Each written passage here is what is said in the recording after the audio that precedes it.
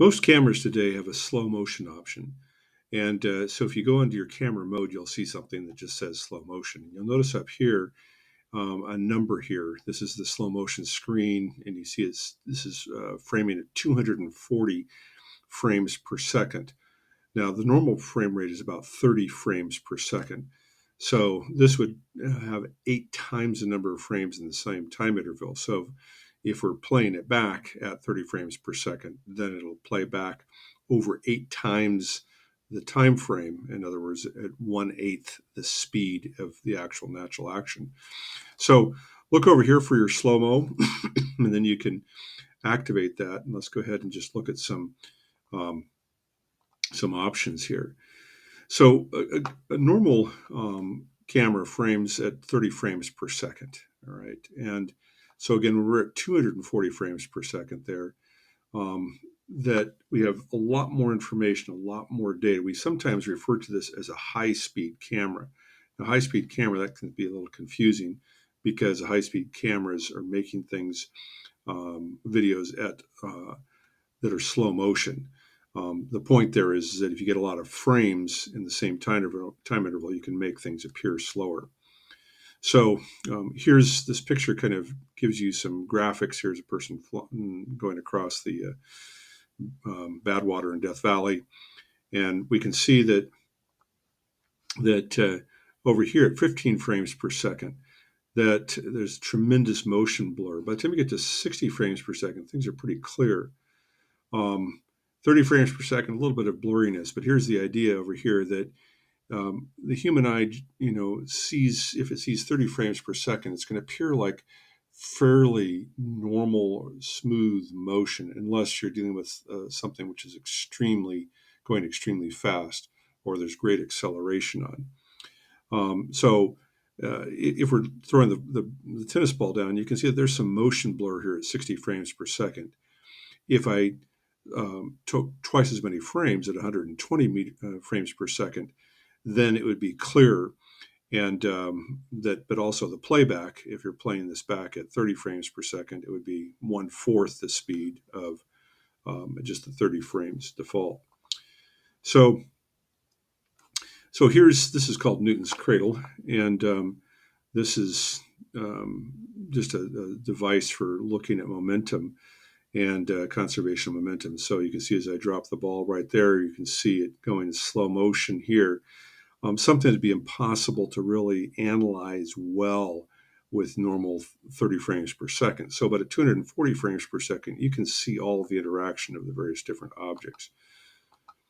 So here's a slinky that is dropped from up on this roof here. And what's really interesting about this is you notice that the bottom of the slinky doesn't start moving until the whole top of the slinky has collapsed.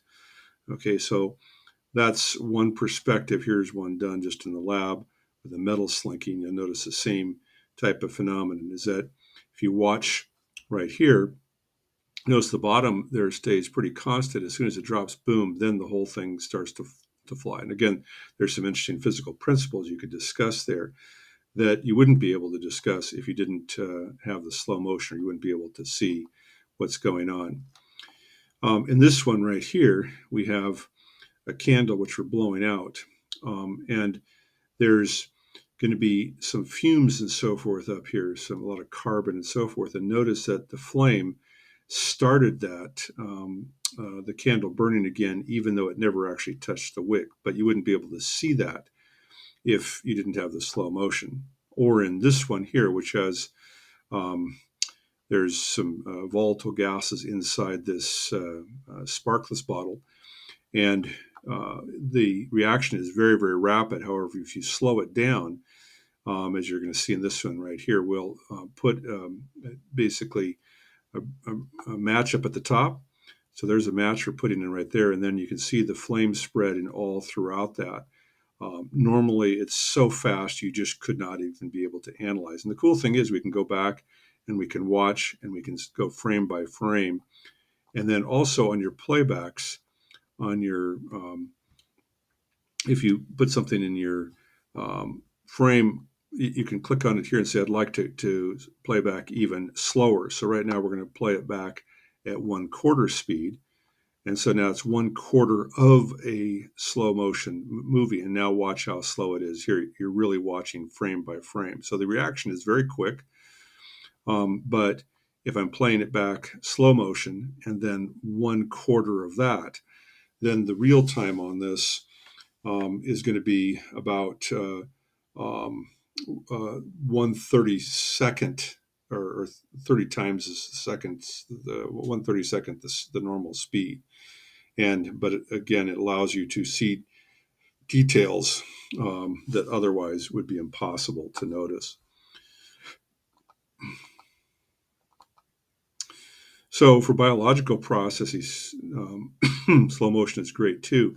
Interesting phenomenon you're watching here is how a cat laps. So we have a glass of milk and just watch how that cat is lapping. And again, if I click on the gear and slow down the playback speed, now you can see frame by frame something that would be, again, impossible to see at just regular 30 frames per second. So here we can be able to watch motion that's slowed down, first of all, 8 times by using the slow motion feature on the camera. And then on the playback speed, 1/4 of that. So 4 times 8, 1/32nd, the normal speed. Here's my son skiing. And if we watch this, this is just done with a GoPro camera on a slow motion. And the idea is that, again, you're putting more frames in the same time interval. And yours truly there as well. So, but physical processes, this is opening of a soda bottle. And so this is carbonated drink. But when we start this under, when we take the cap off of this, you'll notice all these bubbles forming. They're coming out of, just right everywhere out of the liquid. That anytime you uh, have a soda bottle and you open it and it's carbonated, that happens. But if we slow it down, we can see that indeed the carbon dioxide is coming right out of solution. So here, once again, we'll slow it down a little bit more. So we'll slow it down to, let's say, 0.5 speed here.